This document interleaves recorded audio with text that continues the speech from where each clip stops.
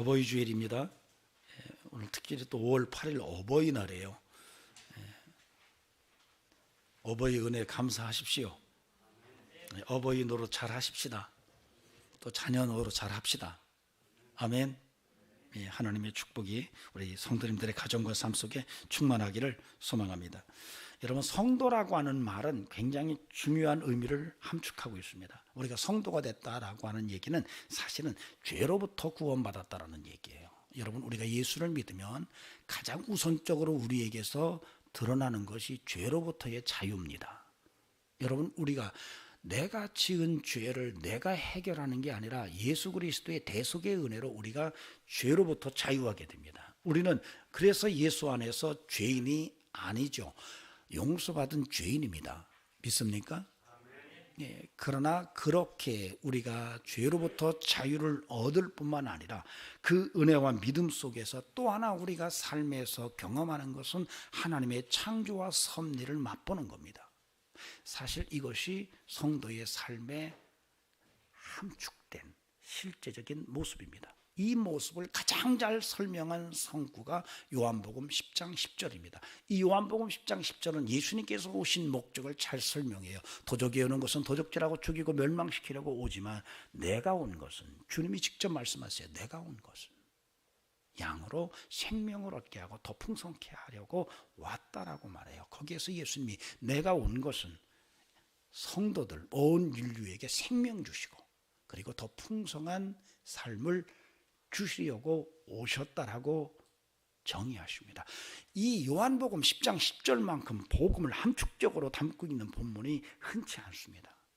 저와 여러분은 끊임없이 예수 그리스도 안에서 생명을 얻은 인생입니다. 뿐만 아니라 거기서 끝나는 것이 아니라 우리의 인생은 끊임없이 하나님의 창조와 섭리를 경험하면서 거기서 하나님의 신비를 경험하는 인생이어야 합니다. 그런 삶이 저와 여러분의 실제적인 삶의 모습이기를 간절히 바랍니다. 여러분, 우리는 예수 믿고 생명 얻은 자들이에요.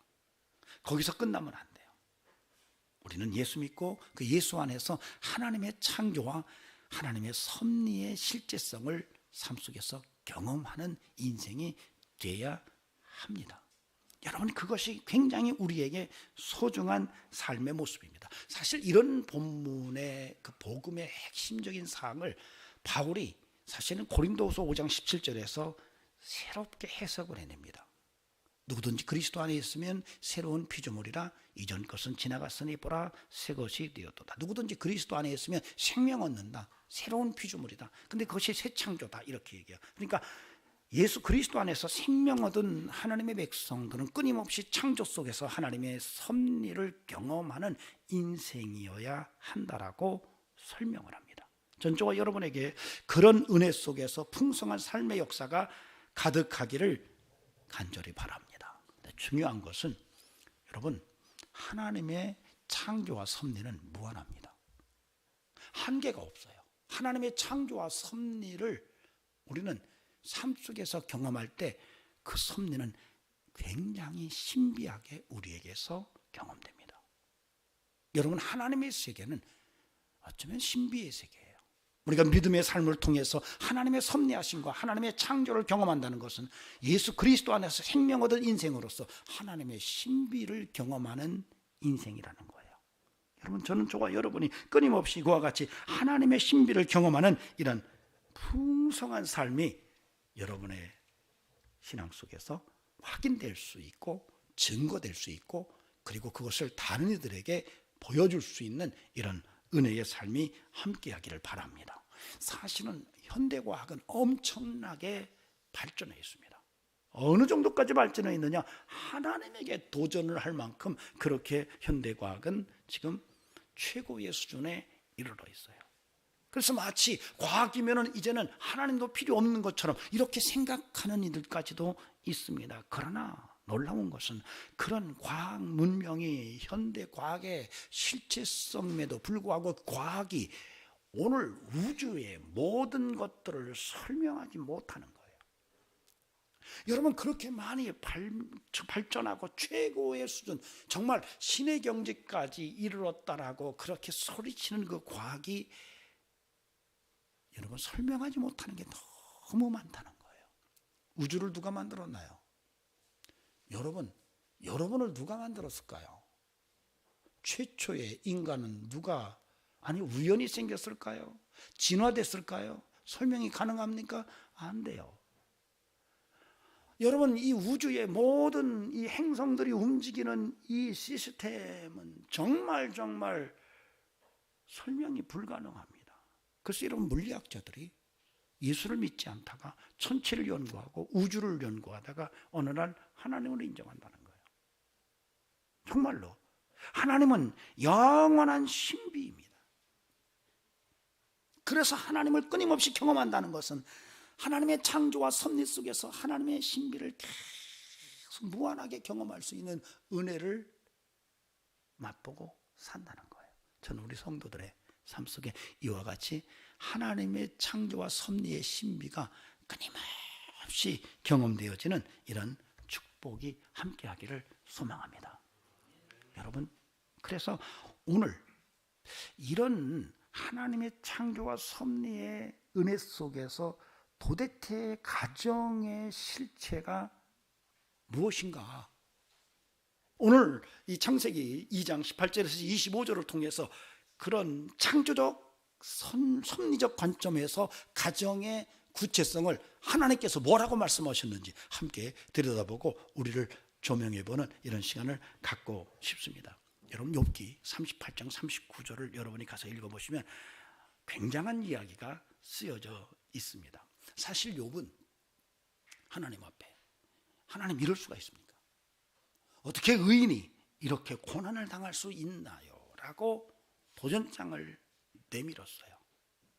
그랬더니 하나님께서 계속 욥의 이야기를 들으시고 욥기 38장 39장에서 하나님이 욥에게 굉장한 말씀을 하세요. 사실은 욥기에서 굉장히 중요한 의미를 가지고 있는 것이 욥에게 하나님이 폭풍 속에서 말씀하시는 장면이에요.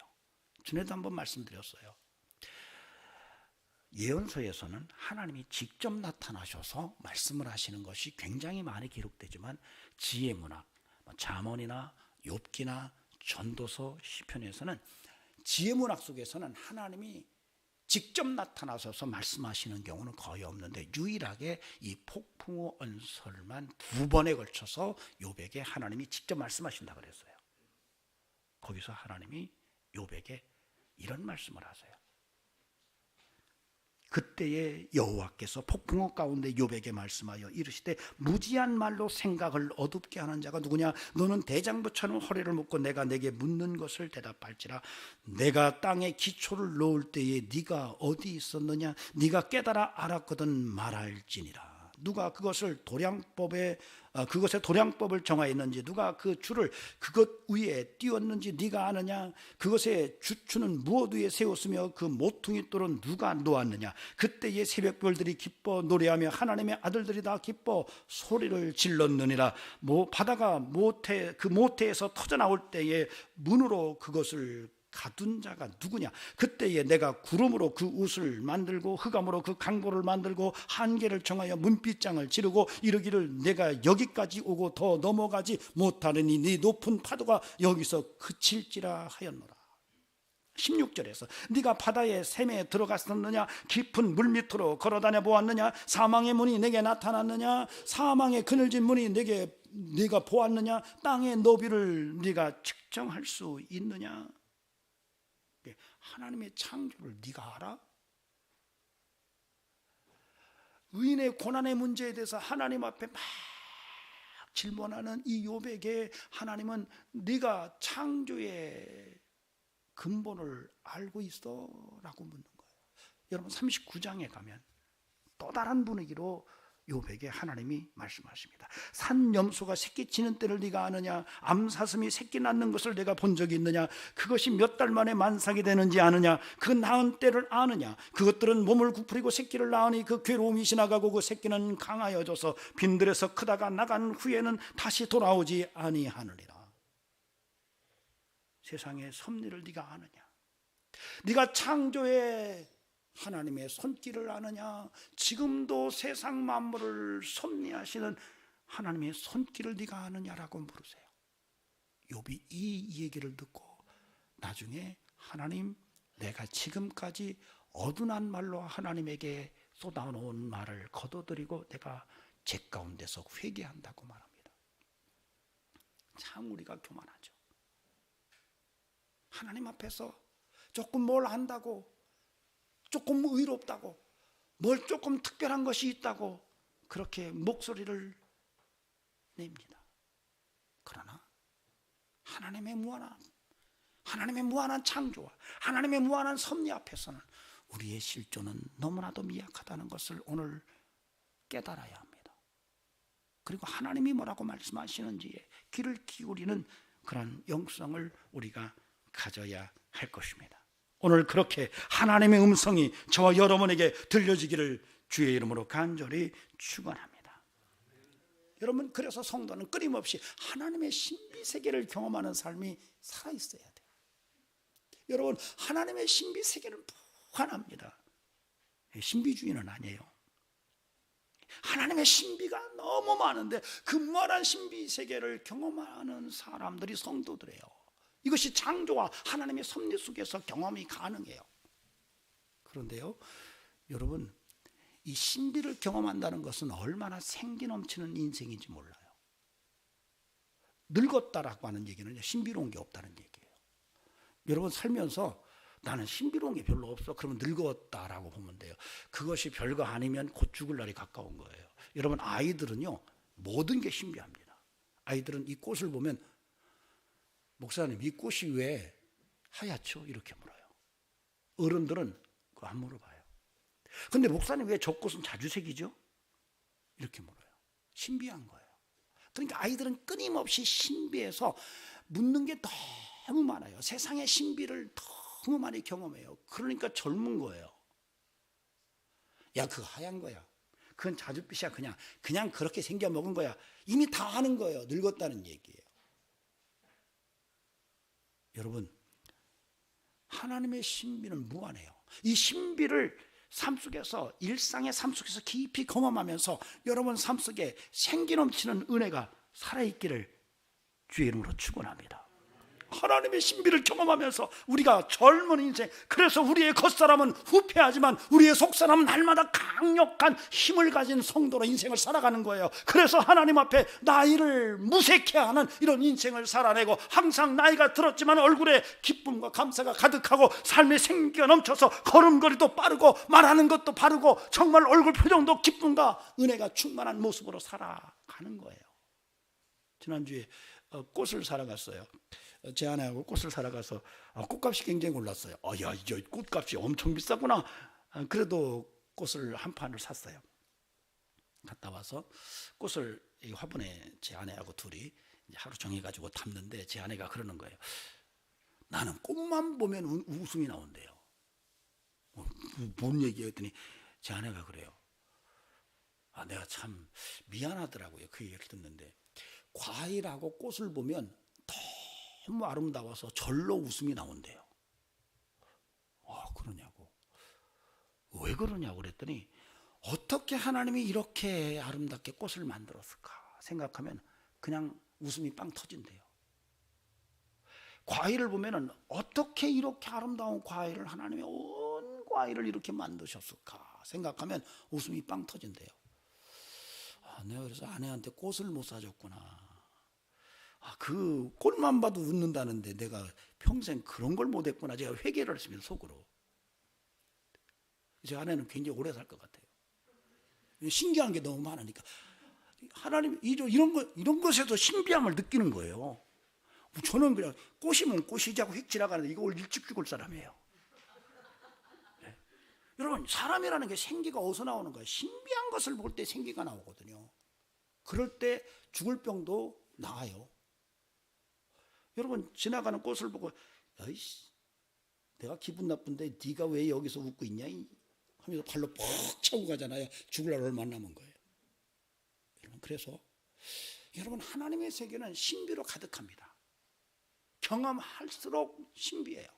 여러분, 이 은혜의 세계 속으로 들어가셔서 정말로 구원받은 믿음의 백성으로서 끊임없이 하나님의 창조와 섭리를 경험하면서 끊임없이 생기 넘치는 젊음을 유지하고 영적으로 하나님 앞에 생기 넘치는 삶을 살아가는 우리 사랑하는 성도들이 다 될 수 있기를 주의 이름으로 축원합니다. 자, 옆 사람 한번 얼굴 보세요. 생기 넘치나. 신비함이 있어야 돼요. 자, 오늘 본문은 한 나레이터가 나타나요. 한 나레이터가 나타나서 쫙 설명을 해요. 여러분, 본문은 그냥 성경으로 이렇게 읽으면 성경 같지만 사실은 문학적으로 이렇게 보면은 한 나레이터가 나타나서 아담과 그리고 그 갈빗대를 빼서 여자를 만드는 이야기를 한 나레이터가 쭉 설명을 하고 나름대로 마지막에 그러므로 하면서 나레이터가 그 이야기의 결론을 맺어요. 그래서 마치 어떤 나레이터가 인간 창조의 모습을 쭉 설명하는 것처럼 그렇게 쓰여져 있어요. 하나님께서 아담에게 각종 짐승과 생물들을 다 만드셔서 데리고 오셔요. 아담이 그걸 보고 이름을 지어줘요. 근데 하나님이 그런 아담을 보면서 홀로 있는 것이 좋지 않게 보였어요. 그래서 내가 그에게 돕는 배필을 지어주리라 라고 생각을 하고 그를 깊이 잠들게 하시고 그의 갈빗대를 뽑아서 그 자리에 살로 채우시고 여자를 만들어서 아담에게로 데려와요. 아담이 그를 보고 깜짝 놀라서 이건 남자에게서 나왔으니 여자라고 부르리라 그러면서 이는 내 뼈 중에 뼈요 살 중에 살이다 라고 외쳐요. 그리고 나서 나레이터가 그러므로 남자가 그 부모를 떠나서 여자에게로 가서 둘이 한 몸으로 살지니 그들이 다 벗었으므로 부끄러워하지 아니하더라. 이렇게 이야기를 맞춰요. 자, 이 본문이 사실은 아주 재미난 그런 메시지를 우리에게 던져주고 있습니다. 사실 읽어보면 다양한 주제들이 발견돼요. 혼자 사는 것이 좋지 않다. 돕는 배필의 의미가 무언가? 깊이 잠들게 하신다는 것이 어떤 의미인가? 갈빗대 하나를 취했다는 게 무슨 뜻일까? 그 갈빗대로 여자를 만들었다는 것은 상징적으로 어떤 의미를 갖는 것인가? 아담에게로 이끌어온다는 것이 무엇일까? 내 뼈 중에 뼈, 살 중에 살이라고 고백하는 것이 어떤 뜻을 우리에게 제공하고 있는가? 남자가 그 부모를 떠난다는 것은 무엇을 의미하는가? 둘이 한 몸이라는 것은 어떤 뜻일까? 벌거벗었으나 부끄러워하지 아니하니라 라고 하는 것은 어떤 주제를 안고 있는가? 이렇게 굉장히 다양한 상징성과 주제들을 우리에게 던지고 있어요. 그러나 그런 것들을 세세하게 다 보기는 그렇고요. 오늘은 이 본문의 구조를 통해서 하나님께서 우리에게 주려고 하는 메시지가 뭔지를 구조적으로 함께 들여다보려고 합니다. 이 본문은 A, B, C, B, C 구조로 형성되어 있어요. 저는 여러 번 설명을 드렸어요. 문학 구절체를 묶는다면 A, B, C 그 다음에 B와 똑같은 양식의 B' 그리고 A와 똑같은 양식의 A'가 형성된 그래서 본문이 5개의 구절체로 묶여져 있어요. 그 중심 구절이 C에 해당해요. 오늘 본문을 여러분 보시면 A가 18절이에요. 여러분 여호와 하나님이 이르시되 사람이 혼자 사는 것이 좋지 아니하니 내가 그를 위하여 돕는 배필을 지으리라 하시니라. 이게 이제 A예요. 이 A와 서로 대꾸가 되는 본문은 24, 25절입니다. 이러므로 남자가 부모를 떠나 그 아내와 합하여 둘이 한 몸을 이룰지로다. 아담과 그의 아내 두 사람이 벌거벗었으나 부끄러워하지 아니하니라. 이게 왜 서로 대꾸가 되냐면 여러분 18절에서는 홀로 사는 것을 얘기해요. 근데 24, 25절에서는 둘이 한 몸으로 사는 걸 얘기해요. 결국은 한 몸이고 하나는 홀로고 하나는 한 몸이에요. 이것이 서로 대꾸로 가장 윗부분과 가장 아랫부분에 위치를 해요. 그 다음에 B를 보면 여호와 하나님이 아담에게서 취하신 갈빗대로 여자를 만드시고 그에게 아담을 이끌어 오시니 아담이 이르되 이는 내 뼈 중에 뼈 살 중에 살이라 이것을 남자에게서 취하셨은즉 여자라 부르리라 하니라. 이렇게 나와요. 이것과 서로 연계되는 구절이 19절이에요. 여호와 하나님이 흙으로 각종 들짐승과 공중의 각종 새를 지으시고 아담이 무엇이라 부르시나 보시려고 그것들을 그에게로 이끌어 가시니 아담이 각 생물을 부르는 것이 곧 그 이름이 되었더라. 아담이 그 모든 가축과 공중의 새와 들의 모든 짐승에게 이름을 주니라. 이 지금 두 구절체가 서로 상응을 해요. 내용적으로 봤을 때는 19절부터 나오는 얘기는 하나님께서 세상의 만물들을 다 지으셔서 아담에게로 이끌어 가세요. 그랬더니 아담이 그 짐승들과 모든 것들에 이름을 붙여요. 그리고 이어서 나오는 비다시 22절부터 23절에서는 하나님이 아담을 잠들게 하시고 갈빗대를 취해서 여자를 만들어서 끌고 오세요. 그리고 아담이 여자다 이렇게 불러요. 그리고 그 사이에 끼어 있는 것이 이는 내 뼈 중에 뼈요 살 중에 살이다라는 말이 붙어 있어요. 그러니까 이 구절체 두 개는, 그러니까 비와 비다시는 하나님이 만드셔서 아담에게로 이끌어 오시고 아담이 그것에 대해서 이름을 붙여주는 것으로 서로 상응하는 대꾸를 형성해요. 그리고 그 중앙에 있는 것이 바로 시인데 20절 끝부분부터 21절이에요. 그 내용을 제가 읽어드리면, 아담이 돕는 배필이 없으므로 여호와 하나님이 아담을 깊이 잠들게 하시니 잠들매 그가 그 갈빗대 하나를 취하고 살로 대신 치우시고.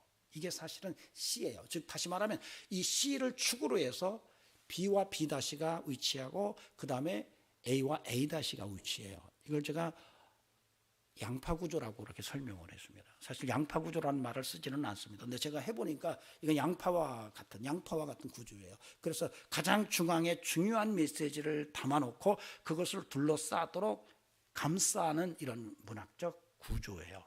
근데 재미난 것은요, 여러분, 양파는 속에 있는 것보다 겉껍질이 영양가가 한 30배쯤 높답니다. 이게 어떻게 보면은 속에 있는 양파도 심지도 영향이 있지만 겉에 있는 게 더 좋대요. 그러니까 여러분, 양파 드실 때 껍질부터 드시기 바랍니다. 속에 있는 건 저한테 갖고시고 껍질을 여러분이 드시고. 근데 오늘 본문도 그래서 사실은 씨가 핵심이지만 씨보다 바로 가장 겉에 감싸고 있는 18절과 24, 25절이 가장자리에 있는 본문인데 이게 굉장히 중요한 의미일 수도 있다라고 우리가 생각해 볼 필요가 있습니다. 자, 이렇게 구조를 가진 본문이 우리에게 주는 메시지가 무엇인가? 첫째로는 혼자 사는 것과 둘이 한 몸으로 사는 것의 차이점이에요. 오늘 18절과 24, 25절에서 분명히 그 모습들이 표현되고 있어요. 그러니까 A와 A-의 구조를 이야기하는 겁니다. 그 내용을 연결해서 제가 여러분에게 읽어드리면, 여호와 하나님이 이르시되 사람이 혼자 사는 것이 좋지 아니하니 내가 그를 위하여 돕는 배필을 지으리라 하시니라. 이러므로 남자가 부모를 떠나 그 아내와 합하여 둘이 한 몸을 이룰지로다. 아담이 그 아내 두 사람이 벌거벗었으나 부끄러워하지 아니하니라. 이렇게 얘기를 합니다. 하나님께서는 홀로 사는 것이 좋지 않대요. 공감이 되십니까? 예. 여러분, 하나님이 원칙이에요. 하나님이, 창조주 하나님이 혼자 사는 게 안 좋다 이렇게 얘기해요. 여러분, 이쪽에 주로 우범지대 잘 들으시기 바랍니다. 혼자 사는 게 별로 안 좋대요. 혼자 한 몸을 이루고 살으래요. 그 대안이 그거예요. 혼자 사는 게 좋지 않단 말이야. 한 몸으로 살아, 둘이 한 몸으로 살아. 이게 오늘 A와 A-, 즉 8절과 24, 25절을 통해서 우리에게 하나님께서 말씀하시는 거예요. 자, 그런데 이 8절과 23, 24, 25절을 우리가 그냥 연결해서 보면은 하나의 구조가 보입니다. 하나는 혼자 사는 것과 그 다음에 둘이 한 몸으로 사는 것, 이게 앞뒤에 놓여 있고 이 사이에 돕는 배필이라고 하는 기능을 하는 구절체가 딱 껴져 있어요. 그러니까 혼자 사는 것, 돕는 배필, 둘이 한 몸으로, 이런 구조예요. 근데 여기에서 돕는 배필이라는 용어를 우리가 조금 들여다볼 필요가 있어요. 우리가 번역을 할 때 배필이라는 말을 써서 굉장히 즉각적으로 얘 이제 누구구나라고 하는 것을 금방 이해할 수 있도록 돼 있지만은 사실 언어에는 배필이라는 말이 없어요. 돕는 자라는 말이에요. 돕는 자라는 말이 들어있어요. 이렇게 보면 약간 메시지가 달라져요. 그러니까 홀로 사는 것과 둘이 한 몸으로 사는 것 사이에 돕는 자라고 하는 이 기능을 하는 어휘를 끼워놓은 구조라는 얘기입니다. 굉장히 중요해요. 또 하나 우리가 이 본문 속에서 하나 들여다볼 것은 벌거벗었다라고 하는 거예요. 이 아담과 그의 아내가 벌거벗었으나 부끄러워하지 아니했다 이렇게 말해요. 이게 원래 히브리어에서는 벌거벗다라는 얘기는 갈라라는 말을 써요. 벌거벗다, 벗었다라고 할 때 갈라라는 말을 쓰는데 여러분 이 여기에서 희한하게도 아루밈이라는 말을 써요. 아루밈이라는 말을 써놓고 벗었다 이 단어도 마찬가지거든요. 근데 이게 그냥 읽으면 그렇게 뭐 이해가 어려운 것은 아니에요. 근데 이 단어가 어디에서 또 유사하게 쓰이냐면 3장 1절에 쓰여요. 3장 1절은 사탄이 하와를 유혹할 때 사탄이 누구인지를 설명할 때 가장 간사한 존재를 말할 때 아룸이라는 말을 써요. 근데 히브리어에서는 이렇게 아룸이나 아루밈이 발음상으로 똑같을 경우에는 굉장히 의미를 중요하게 부여해요.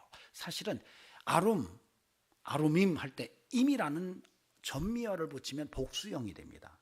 그러나 의미는 차이가 나지만 이렇게 같은 발음체를 같은 텍스트 안에 같이 집어넣어서 의미를 강화하는 이런 표현이 히브리 어법에 굉장히 많아요. 바로 여기에서 아루밈, 벗었다라고 하는 얘기는 사실은 그래서 3장 1절에서 나오는 간사하다라는 말과 상관되는 거예요. 그래서 그들이 벌거 벗었지만 부끄러워하지 아니하더라라고 하는 얘기는 그들이 간사함이 없다는 의미로 해석이 가능해요. 뭔지 이해가 되세요? 네. 그들이 둘이 다 벗었는데 그것에 대해서 부끄러움이 없다라고 하는 것이 3장 1절의 아름과 연계시켜서 해석이 될 때에는 그것은 벗었다는 의미보다는 그들이 간사함이 없는 상태라고 하는 의미로 읽을 수가 있다는 얘기입니다. 자, 그렇게 됐을 때에 여러분 홀로 있는 것과 둘이 한 몸을 이루는 것 사이에 돕는 자라고 하는 기능의 어휘가 끼어져 있고 이런 구조 속에서 들려오는 메시지는 여러분 혼자 사는 것보다 둘이 사는 것이 더 힘든데 그럼에도 불구하고 하나님께서 왜 한 몸을 이루어 둘이 살으라고 했는지는 바로 서로에게 돕는 자, 헬퍼의 기능이 있을 때에 그 의미가 더 분명해진다라고 하는 얘기예요. 요즘 여러분 우리가 조론이라는 말을 합니다. 우리가 흔히 말하죠. 오팔개띠. 오팔개띠 손 들어보세요. 오팔개띠. 오팔개띠. 전형적으로 베이비붐 세대 속의 사람들을 상징할 때 오팔개띠라고 말합니다. 이게 신노년층을 형성했어요. 그래서 오팔개띠를 중심으로 해서 베이비붐 세대 때의 이 사람들이 이제는 신노년층을 형성하고 있어요. 여기 대부분이 그런 계층들인데 이 신노년층들이 요즘에 유행처럼 생각하고 있는 것이 졸혼입니다. 이제는 혼인을 이제 졸업하고 싶다. 황혼 이혼이라고 하는 얘기도 굉장히 많이 등장했고 그 다음에 휴혼이라는 말도 등장했지만 최근 들어서 이 졸혼이라는 말이 굉장히 이렇게 가깝게 들려왔어요. 20세기, 21세기를 접어들면서 일본의 스기야마 유미코가 처음 이 용어를 쓰기 시작했거든요. 조론시대라고 하는 소설을 써서 그 내용을 통해서 조론이라는 말들이 한국에도 받아들여졌고 연예인 중에서 누군가는 또 조론했다 이런 얘기를 했어요. 가만히 보면은 그 조론하는 이야기들 다른 게 아니에요. 결혼 생활을 하는 과정 속에서 내가 하고 싶었던 것을 못한 게 너무 많은데 나 혼자 한번 해보고 싶다 이런 욕망이 제일 크대. 이게 한 57%가 이런 생각 속에서 결혼을 꿈꾼다는 얘기예요. 그러나 또 하나는 배우자가 간섭하는 게 너무 싫어서 좀 결혼하고 싶다. 또 어떤 이들은 사랑이 식었는데 굳이 이렇게 함께 등 돌리면서 함께 남은 여생을 살아간다는 거죠. 너무 비극이 아니냐.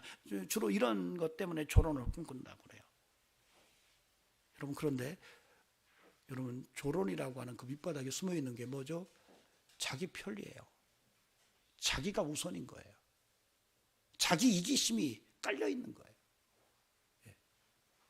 그런데 오늘 성경은 말해요. 너희들 홀로 있는 것이 좋지 아니하다. 둘이 한 몸을 이루라 이렇게 말해요. 왜 하나님께서는 이렇게 말씀하셨을까? 여러분 곰곰이 생각하세요. 여러분이 나 혼자 사는 게 편하겠어 이렇게 생각하고 혼자 살려는 마음을 굳게 먹었다면 여러분 조금 오늘 하나님 말씀 앞에서 한 번쯤 고민을 할 수 있기를 바랍니다. 왜냐하면 하나님께서는 혼자 사는 것이 아름답지 못하다, 좋지 못하다고 말씀하셨기 때문이고, 오늘 하나님께서 대안을 제공하는 것이 둘이 한 몸을 이루어 살으라고 말씀하시기 때문에 그래요. 왜 그러면 이렇게 사람들이 홀로 살고 싶어 할까? 자기 이기심인데, 그러면 하나님은 왜 둘이 한 몸을 이루게 하실까? 여기에 헬퍼라는 의미가 작용을 합니다. 이것은 하나님의 사람들은 서로에게 돕는 자의 삶으로 다가갈 때, 여러분 인생은 혼자 사는 것보다 둘이 함께 사는 게 너무 좋다는 것을 말씀하고 있는 거예요. 돕는 자로. 그러니까 즉 부부로 말한다면 남편은 아내를 돕는 자로 서야 되고, 아내도 남편을 돕는 자로 선다면 두 사람의 함께 사는 것은 너무너무나도 복된 모습이라는 것을 오늘 본문은 우리에게 설명하고 있다는 거예요. 근데 그 돕는 자의 모습 자체가 어떻게 아루밈으로 표현되는 거예요. 아루밈, 아까 뭐라고 그랬죠? 간사함이 없는 모습의 실제성을 이야기한다고 말했어요. 그래서 우리가 부부가 함께 살아가면서 함께 한 몸을 이루어 살 때에 우리가 돕는 자, 정말로 거짓 없는 순수한 돕는 자의 모습으로 서로에게 다가간다면 그 삶은 너무나도 복된 삶의 모습이라는 것을 오늘 성경은 우리에게 말하고 있다는 사실이에요. 놀랍습니다. 여러분, 그래서 결혼을 시도했던 많은 사람들이 결혼 후에 고독사를 많이 한다고 합니다. 특히 남자들. 얼마나 고독사가 늘어났냐면 노인들의 고독사가 5시간에 한 사람씩 지금 죽어가고 있다고 그래요. 다 홀로 살다가 죽어가는 거예요. 여러분, 남자만이 아니에요. 여러분, 그래서 여러분 나이가 들어갈수록 여러분이 살아가면서 결혼을 하고 휴혼을 하고 황혼 이혼을 하는 것이 아니라, 여러분 가능하면 여러분이 주 안에서 정말로 함께 한 몸으로 살아갈 때에 서로에게 도움을 주는 이런 순수함으로 다가가서 정말 건강한 노년의 삶을 살아내는 영성이 우리의 신앙의 모습 속에 스며들기를 바랍니다. 요즘의 젊은이들은 별거가 별거냐? 결혼해도 방학이 있다, 뭐 이런 소리를 합니다. 여러분, 굉장히 위험한 얘기예요. 야, 별거가 별거냐라고 생각해서 한번 별거를 내질렀는데 나중에는 상처투성일 수밖에 없어요. 부탁드립니다. 여러분, 오늘 성경은 우리에게 말합니다. 서로 도와라. 서로 돕는 자로 살아가라. 가정에서 남편은 아내를 돕는 자라고 생각해야지, 네가 나를 도와줘야 되지, 네가 나를 도와줘야 되지, 이렇게 서로에게 도움을 요구한다면 그건 함께 산다는 자체가 너무 힘들다는 거예요. 혼자 사는 게 낫지, 이렇게 생각하기 쉬운 거예요. 부탁드립니다. 여러분, 가정을 가진 부부들이요, 여러분의 삶 속에서 끊임없이 내가 저 사람에게 도움이 돼야지 라는 이 공식을 잃어버리지 않고 관계를 형성하는 이런 은총이 함께 하기를 바랍니다. 우리 김동원 집사님, 이수미 집사님한테 가실 때 늘 도와줘야지 하는 마음으로 가시죠? 할렐루야. 예, 우리 집사님은 안 그러면 맞아 죽죠. 그날 밤에 큰일 납니다. 아마 그 다음날 여기 중앙병원 뭐 영안실에서 만날 수도 있습니다. 어쨌든 제가 농담을 한 얘기고요. 우리가 돕는 자로서 살아갑시다. 아멘. 예, 우리 이용준 장로님, 고문정 원사님 어때요? 고문정 원사님이 한번 얘기해 보세요. 이용준 장로님 늘 도와주시죠? 예, 어떻게 고문정 원사님 늘 도와주십니까? 할렐루야. 대답을 안 할 수가 없네. 여러분, 우리 교회에서 결혼하고 한 번도 부부싸움을 안 한 가정이 이 부부입니다. 우리 지방의 목사님 중에 가정사역하는 목사님이 그 얘기를 듣더니 그거 가짜다 그러시더라고요. 왜 가짜냐 그랬더니 그건 아내가 남편에게 꽉 쥐어 살 때 나타나는 현상일 수 있고, 그렇게 얘기하더라고요. 그래서 아니다, 남편이 쥐었을지도 모른다, 내가 그랬어요. 어쨌든 아주 희귀종이라고 그러더라고요. 하여튼 우리 교회는 희귀종이 많아요. 제가 봐도 우리 이용진 장로님 보도 희귀종이죠. 우리 김종정 장로님도 희귀종이세요. 나이가 70이 넘으셨는데 지금도 20대처럼 옷 입고 다니시잖아요. 굉장히 희귀종이세요. 서창호 집사님은 또 어떻고요? 보통 나 감당할 수가 없어요. 나 우리 교회 교인 몇 명 안 되지만 참 감당하기가 너무 힘들 때가 많아요. 다 희귀종만 많아요. 여러분, 그럼에도 불구하고 여러분 서로를 돕는 자로 설 수 있기를 바랍니다. 아멘. 자, 두 번째로 우리가 생각할 것은 19절에서 20절 A, B, 그리고 22절에서 23절, 다시 말하면 B와 B-의 내용을 통해서 우리가 들을 수 있는 하나님의 메시지예요. 이 본문 두 구절체는 아담에게 하나님이 각종 짐승들을 다 지어서 데리고 오세요. 하나님이 데려온 그 짐승들을 이름을 붙여요. 그리고 또 하나의 구절체 속에서 B-에서는 하나님이 아담의 갈비뼈로 여자를 만들어서 아담에게 데려왔더니 바로 아담이 남자에게서 나왔으니 여자다, 이렇게 얘기를 하는 이런 구절체로 서로 대꾸를 형성해요. 근데 여기에서 아담의 고백이 나와요. 그러니까 짐승들에게서는 안 나타나는, 짐승들에게서는 고백이 안 나타나는 유일하게 자기 갈빗대로 만들어서 데려오는 여자에게만 하는 고백이 나와요. 그 고백이 뭐죠? 크게 한번 같이 읽어봅시다. 시작.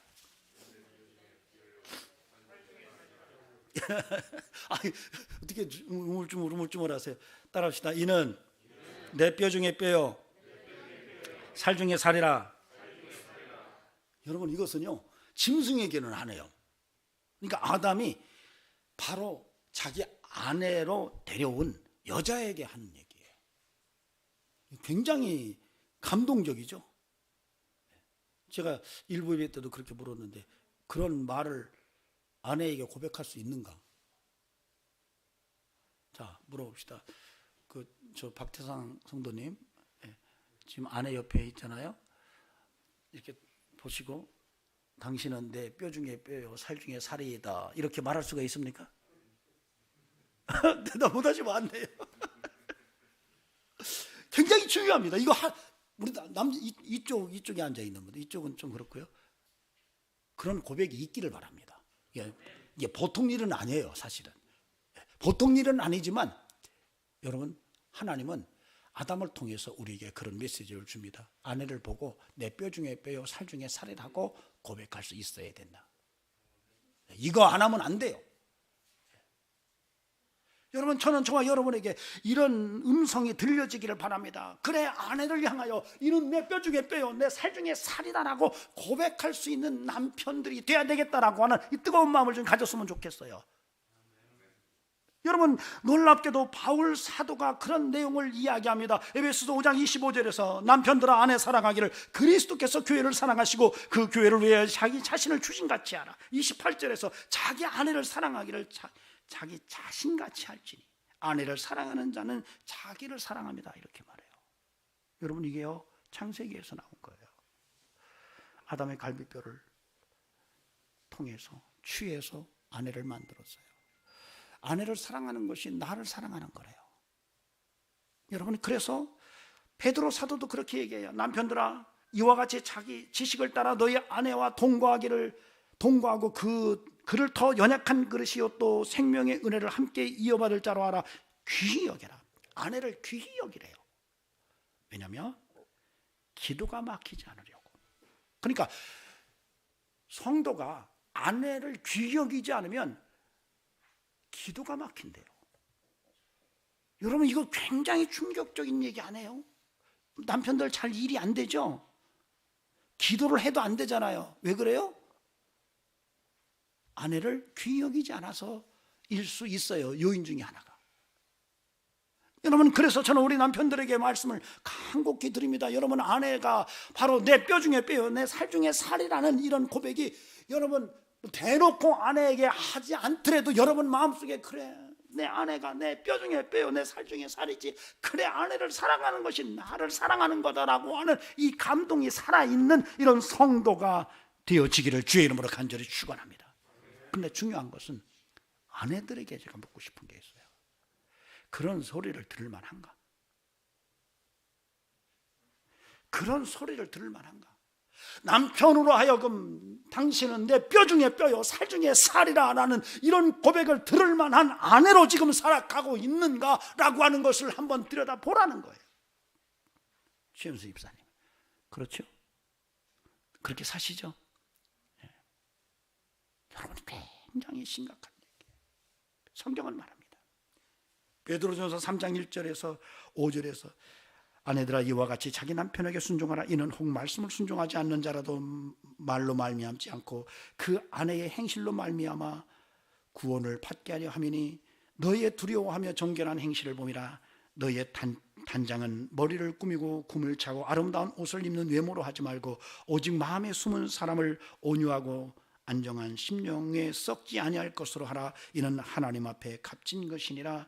전에 하나님께 소망을 두었던 거룩한 부녀를 또 이와 같이 자기 남편에게 순종함으로 자기를 단장하였느니라. 에베소서 5장 22절 24절에서 아내들이여 자기 남편에게 복종하기를 주께 하듯 하라. 이는 남편이 아내의 머리됨이니 그리스도께서 교회의 머리됨과 같음이니. 여러분, 남편도 아내에게 당신은 내 뼈 중에 뼈요 살 중에 살이라고 말할 수 있어야 되고, 아내들도 그런 소리를 들을 만큼 남편을 존경하고 순종할 줄 아는, 죽게 하듯 하는 이런 영성이 우리에게 요구되고 있다는 것입니다. 우리 모두가 이런 성경적 가르침을 믿음으로 받아들여 복된 부부로 하나님 앞에 영광 돌리는 축복이 함께하기를 주의 이름으로 축원합니다. 자, 그 다음에 20절에서 21절에요. 중심, 핵심, C에 해당하는, 여기에서는 하나님께서 아담을 깊이 잠들게 하시고 그의 옆구리에서 갈비뼈를 취하시고 그를 여자로 만들어서 아담에게 데려가는 이런 장면이 오늘 본문 속에 가장 중앙에 위치한 그런 본문입니다. 근데 사실은 여기에서 갈빗대라고 번역을 한 것은 조금 이해가 좀 돼야 돼요. 왜냐하면 성경에서 이 갈빗대라고 쓰여진 단어가 갈빗대로 번역이 된 것은 여기밖에 없어요. 다 옆구리로 번역이 돼요. 그러니까 오히려 옆구리라는 말이 맞아요. 왜냐하면 갈비만을 뽑은 거 아니거든요. 나중에 이 아담이 내 뼈 중에 뼈요 살 중에 살이라는 얘기로 봤을 때는 뼈도 하나님께서 쓰셨지만 아담의 살도 썼던 거라고 보여져요. 그러니까 그런 고백을 했던 거거든요. 그러니까 옆구리에 있는 갈비를 떼서 아내를 만들었대요. 굉장히 상징성이에요. 머리에서 일부를 뗐다면 여성이 굉장히 교만한 우월성의 상징성으로 이해할 수가 있어요. 아니면 발뒤꿈치에서 떼서 만들었다면 열등성을 상징성으로 이해할 수가 있어요. 그런데 옆구리래요. 여러분, 이 옆구리에서 떼낸 거예요. 동등성과 사귐을 이야기하는 거예요. 여러분, 학자들은 5번째 갈비라 이렇게 얘기를 해요. 여러분, 우리 몸의 5번째 갈비는 생명을 지키는 갈비입니다. 그래서 사실은 생명으로 생명을 낳았다라고 주석을 하기도 합니다. 여러분, 아내는 내 위에도 아니고 내 아래도 아니고 나와 동등한 사귐을 암시하는 옆구리라는 거예요. 우리말로 잘 표현해놨죠. 그 말을 뭐죠? 아내를 옆구리에 있는 사람이라고 표현한 언어가 있는데 아세요? 우리 장로님이 그래도 빠르시네. 옆편내예요. 이게 진짜 성경적인 용어예요. 옆편내예요. 아예 옆편내라니 이렇게 생각하지 마세요. 옆에 있는 사람이에요. 옆에 있는 사람, 가장 가까운 옆구리에서 나온. 그런데 이게 신약 성경에 오면 예수님께서 깊이 잠드세요. 사흘 동안 깊이 잠들어요. 그 깊이 잠드는 과정 속에서 옆구리에 창이 들어왔어요. 그리고 그 부활 사건과 십자가 사건을 통해서 교회가 탄생해요. 이것을 바울이 교회가 주님의 신부라고 말해요. 그러니까 오늘 아담을 잠들게 하시고 그 옆구리에서 갈비와 살을 뜯어내서 신부를 만든 것은 신약에서 예수님이 창에 맞으시고 십자가에서 죽으시고 사흘 동안 깊이 잠들고 난 후에 태어난 교회의 모습과 유비를 형성해요. 그래서 주님이 죽음으로써 교회가 탄생하는 거예요. 아담이 죽음으로써 아내가 탄생하는 거예요. 아담이 깊이 잠들었어요. 이 말은 무엇을 의미하는지 아십니까? 여러분, 가정에서 남편이 깊이 잠들 수 있어야 돼요. 남편이 죽어야 돼요. 남편이 죽어야 아내가 있는 거예요. 거기에 아내가 있는 거예요. 어느 날 어떤 분이 그래요. 야, 이 옆편네는 어디 갔냐? 옆편네 옆에 있어야 되는데 옆에 없어요. 그래서 여기저기 찾아보지만은 여러분 이유가 있어요. 왜? 남편이 안 죽어서 그래요. 여러분이 죽어야 아내가 옆에 있는 거예요. 남편이 죽어야 아내가 옆에 있는 거예요. 여러분이 죽지 않으면 그 아내는 보이지가 않을 수 있어요. 그러므로 부탁을 드립니다. 남편들이요, 가정에서 끊임없이 죽으세요. 주님이 죽으셨던 것처럼 끊임없이 죽으세요. 죽으면 여러분 곁에 아내가 여러분을 붙들고 있을 거예요. 내가 그리스도와 함께 십자가에 죽었나니. 이 고백이 저와 여러분의 삶에 함께 할 수 있기를 주의 이름으로 간절히 축원합니다. 남편들이요, 아내 앞에서 날마다 죽으세요. 그것이 성경을 통해서 성도들이 들을 수 있는 하나님의 메시지예요. 주님이 죽음으로써 교회가 탄생하듯이, 아담이 잠들므로써 아내가 나타나듯이, 오늘날 가정에서 가장이 십자가에서 주님과 함께 죽음으로써 그 가정에 아내가 살아나는 역사와 은총이 있다는 것을 오늘 우리가 이 본문 속에서 깨달을 수 있어야 되겠습니다. 아주 재미난 것은 시편 127편을 보면, 여호와께서 집을 세우지 아니하시면 세우는 자의 수고가 헛되며 여호와께서 성을 지키지 아니하시면 파수꾼의 깨어 있음이 헛되도다. 너희가 일찍이 일어나며 늦게 누우며 수고의 떡을 먹음이 헛되도다. 그러므로 여호와께서 그의 사랑하시는 자에게는 잠을 주시는도다. 보라, 자식들은 여호와의 기업이요 태의 열매는 그의 상급이로다. 젊은 자의 자식은 장사의 수중의 화살 같으니 이것이 그의 화살통에 가득한 자는 복되도다. 그들이 성문에서 그들의 원수와談판할 때에 수치를 양치 아니하리로다. 사실 이 117편은 성전에 올라가는 시예요. 솔로몬이 졌다고 그렇게 이야기를 합니다. 그런데 오늘 이 본문을, 이 117편을 읽어보면 이 여호와께서 사랑하시는 자에게 잠을 주신다는 것이 중앙에 딱 걸려 있어요. 그리고 그 앞부분에서는 모든 게 형통한다라는 얘기가 쓰여져 있고, 그 잠을 주시는도다라는 말 다음에는 자식들이 복받는다는 얘기라고 했어요. 전체적으로는 가정에 대한 이야기예요. 복된 가정이 어떻게 가능하느냐라고 하는 것을 얘기해요. 여러분, 복된 가정 어떻게 가능하냐? 오늘 이 127편은 하나님의 사랑을 받아야 된다. 그런데 그 사랑하는 자가 잠을 잔다, 이렇게 말해요. 그래서요, 여러분, 가정에 축복이 되려면 부부가 잘 자야 돼요. 부부가 잘 자야 돼요. 함께 남편과 아내가 잘 자는 가정은 형통하고 자녀들이 축복받습니다. 그런데 요즘 남편들이 아내를 안 재웁니다. 술 먹고 돌아가지고 밤 2시, 3시까지 한 얘기 또 하고 한 얘기 또 하고, 이 인간, 근데 이게 하루면 되겠는데 이게 주기적으로 나타나는데 예시앙. 그래서 밤침을 나가는 거예요. 남편이 아내를 잠을 안 재워요. 밖에 나가면 근심덩어리, 집에 놔두면 걱정덩어리예요. 이걸 어떻게 해요? 그래서 늘 아내가 잠을 못 자요. 그래서 암에 걸리는 거예요. 그런데 어떤 아내는 남편을 안 재워요.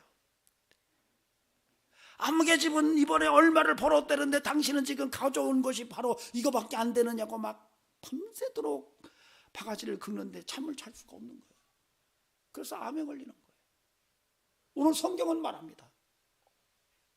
남편은 아내를 잘 채워줘야 돼요. 아내도 남편을 잘 차도록 해야 돼요. 그러려면 하나님의 사랑이 필요하다는 거예요. 하나님의 사랑이 임하면 남편과 아내가 잘 자고, 그렇게 잘 자면 그 안에서 모든 것이 형통하고 자녀들이 복받는 이런 삶이 가능하다고 시편 127편은 이야기하고 있어요. 오늘 저와 여러분이 깊이 잠들 수 있기를 바랍니다. 남편들이요, 깊이 잠드세요. 여러분, 날마다 죽으세요.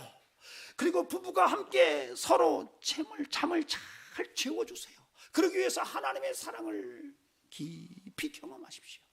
그럴 때 하나님의 창조와 섭리 속에서 하나님의 신비의 세계는 끊임없이 우리 속에서 살아 역동성을 갖게 될 것이고, 그렇게 인생을 살아간다면 여러분, 나이는 들어 이제 겉모양은 후피하지만 속은 날마다 새로워져서 백세 인생을 값지고 은혜롭게 살아내는 축복의 삶이 될 줄로 믿습니다. 그런 믿음의 삶을 살아냅시다. 기도하시겠습니다. 존귀하신 하나님, 오늘 우리가 인생을 살아가면서 한 몸으로 살아가기를 원합니다. 더 없는 자로 살아가기를 원합니다. 네, 뼈 중에 뼈요 살 중에 살이라고 고백하게 하소서. 그런 고백을 들을 수 있는 아내 되게 하소서. 아버지 하나님, 깊이 잠자는 비밀을 알게 하셔서 우리의 인생 속에 하나님의 영광을 드러나게 하옵소서. 이제는 우리 구주 예수 그리스도의 은혜와 하나님 아버지 살아계심과 성령님의 역사하심이 오늘도 하나님께서 이 시대 속에서 우리에게 말씀하시는 남편 된 자와 아내 된 자의 삶의 모습의 구체성을 깨닫고 그렇게 살아가기로 뜻을 정하는 심령들에게 영원토록 함께 하시기를 간절히 축원하옵나이다. 아멘.